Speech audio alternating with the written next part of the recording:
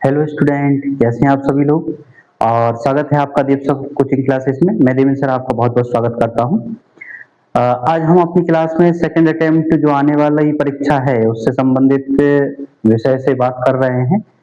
कुछ बच्चे हमारे यहाँ जो सेकंड अटेम्प्ट वाले हैं, जो अभी सेकंड परीक्षा में बैठने वाले हैं, सो पॉलिटिकल राजनीतिक विज्ञान से रिलेटेड आज हम लेकर के आए हैं अध्याय 1 और इसी पे अपन आज चर्चा करेंगे। ये परीक्षा जो आपका पेपर है, अब वो डेट कंफर्म हमें नहीं है, आपको पता होगा 7 तारीख और 9 तारीख में शायद है ये पेपर। तो इसमें राजनीति विज्ञान और इसकी तैयारी हम करा रहे हैं।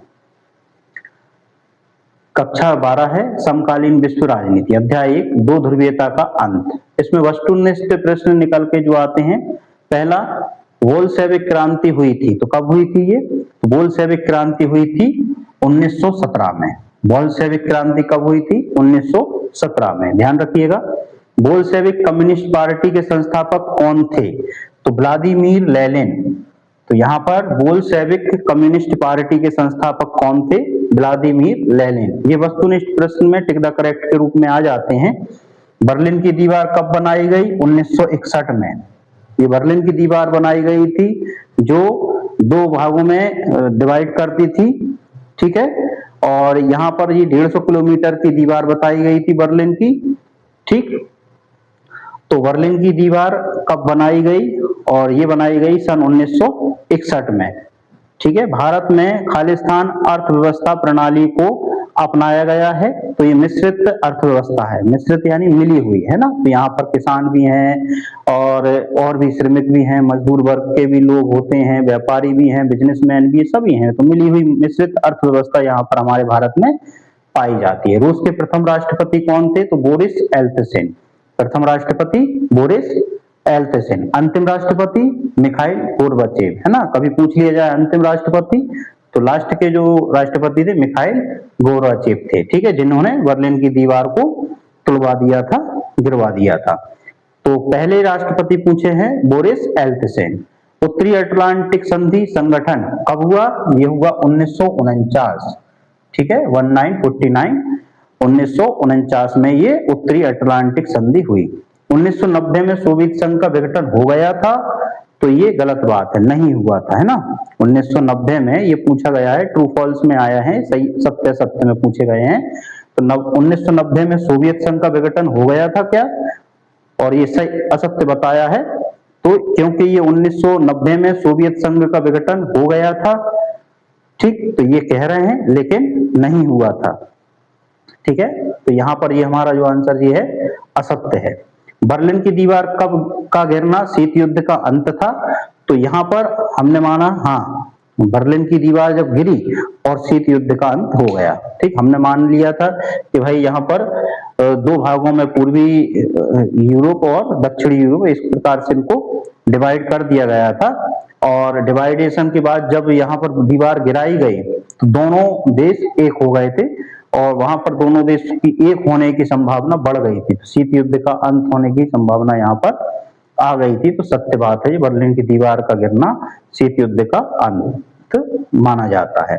पेरेस्ट्रोइका का अर्थ क्या होता है? पुनर्रचना, ठीक है। पेरेस्ट्रोइका और ग्लासनोस्त करके 2 शब्द आते हैं, ये यूरोपियन वर्ड होते हैं। और पेरेस्ट्रोइका का अर्थ क्या है? ये होता है पुनर्रचना।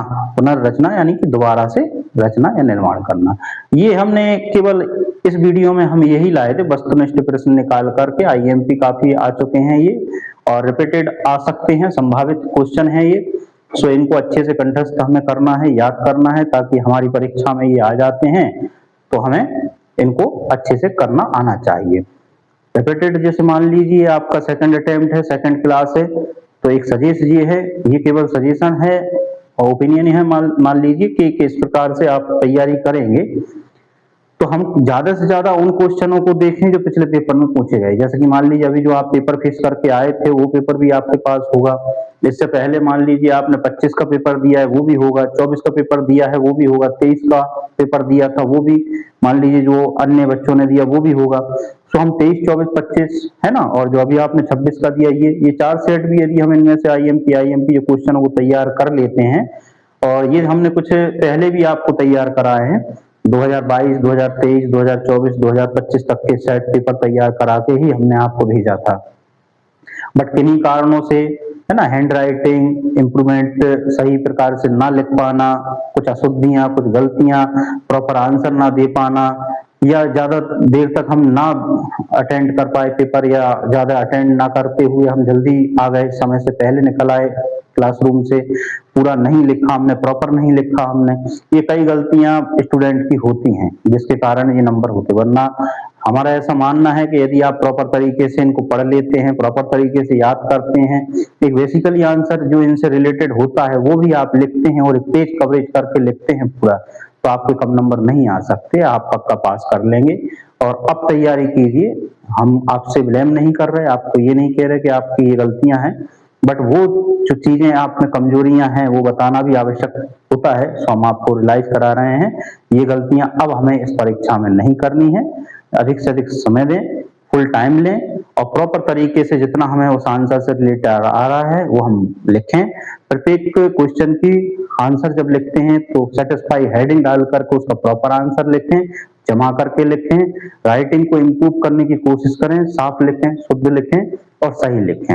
ओवर राइटिंग या काटापीटी किसी भी आंसर में बीच में ना करें, ये गलत है।